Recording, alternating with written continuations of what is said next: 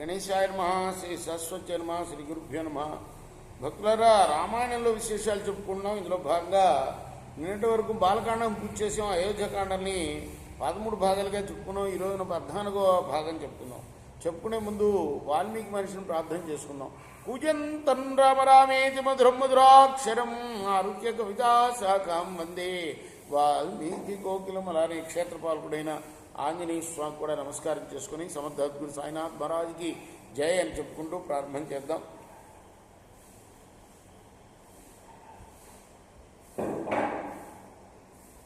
ఓ కైకేయి, నువ్వు భర్తకు ప్రియరాలు అని చెప్పుకుంటున్నావు, కానీ వాస్తవానికి నువ్వు అతనికి ఇష్టరాలవు కావు.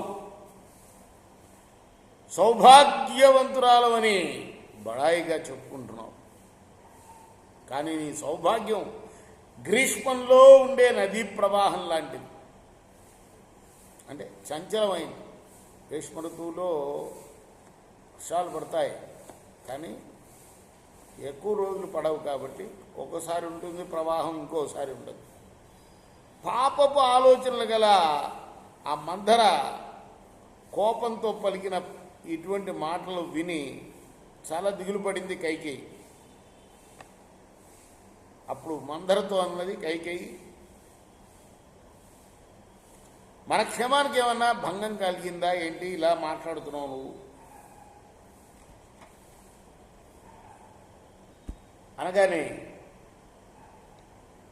అది కోపంతో అన్నది,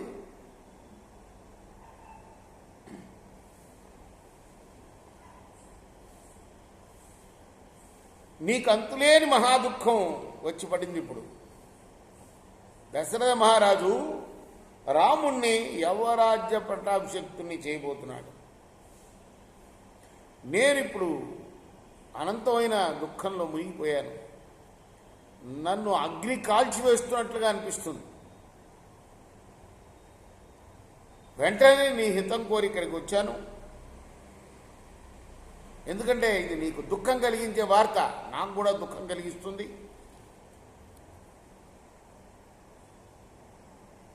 నువ్వు రాజవంశంలో జన్మించావు, రాజభార్యల్లో ప్రధానురాలివి నువ్వు.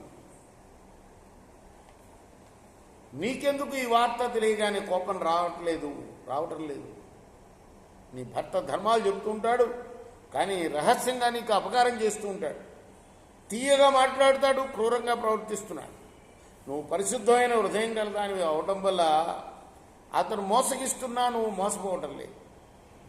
నీ భర్త నీ వద్దకు వచ్చి నిష్ప్రయోజనాలైన మంచి మాటలు పలుకుతూ ఉంటాడు, కానీ కౌశల్యకే లాభం చేకూరుస్తూ ఉంటాడు. ఇలా ఎన్నో మాటలు, ఆమెకు ఇష్టమైన మాటలు, ఇష్టం కలిగించే మాటలు చెప్పి చెప్పి చెప్పి చివరికి ఒక ఆభరణం పొందింది ఆ మంచి పొగడ్తలతో. అది